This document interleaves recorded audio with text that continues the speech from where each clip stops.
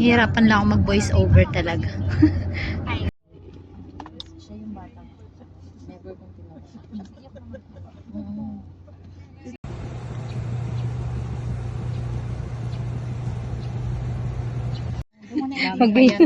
Sa likod pa nga lang tayo, wala pa tayo sa harap. Okay. Ayan, first time ko dito nakarating. Pero maintindihan ko na talaga siya. Hindi naman. Pero kasi ang duty ko pa naman is June. Kasi dati hindi ko naman siya alam. Dami.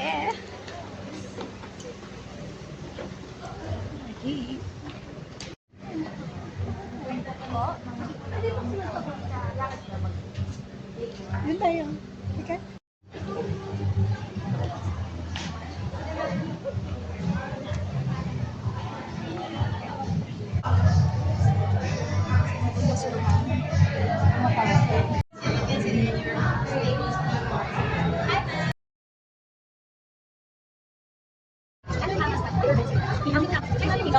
Thank you. Thank you.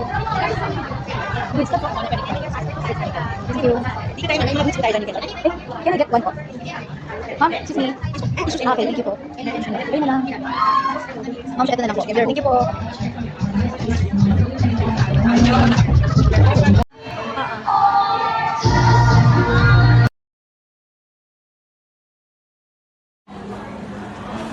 Si Mami, hindi nabigyan ng... Sa phone ko na lang.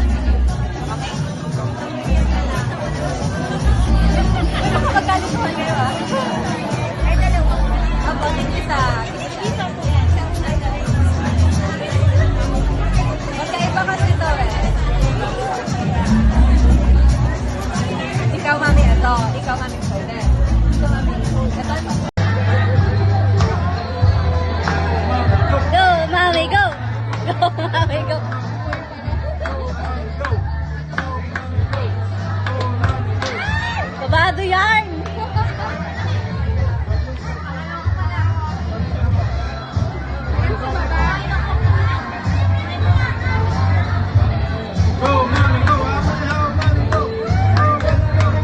One more! Yay!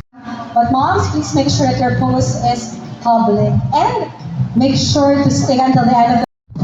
Thank you. Oh, wow. This is a full house. Good afternoon, everyone. Please bear with my voice this afternoon as I have just recently recovered from allergic rhinitis.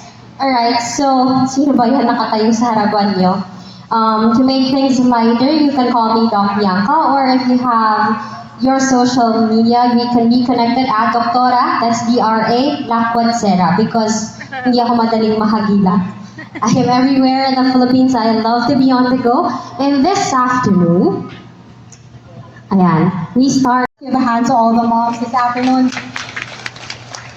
You may now take your seats. I love front. I read the back. I read the back. I look for red flags. I look for red flags.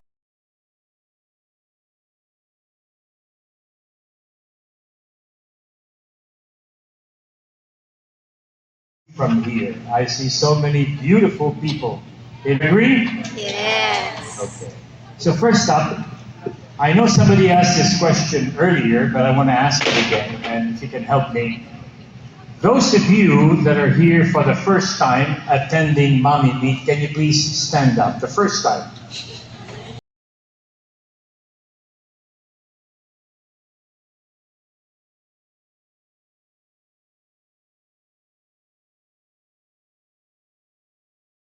Good afternoon po. I am a Jesus baby mom.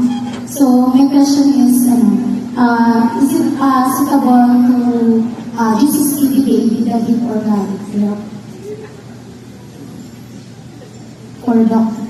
Okay, so generally speaking, we have a list of, but you can actually get the list from the DOH of the things that you have to watch out for if your child has been tested G6PD deficient.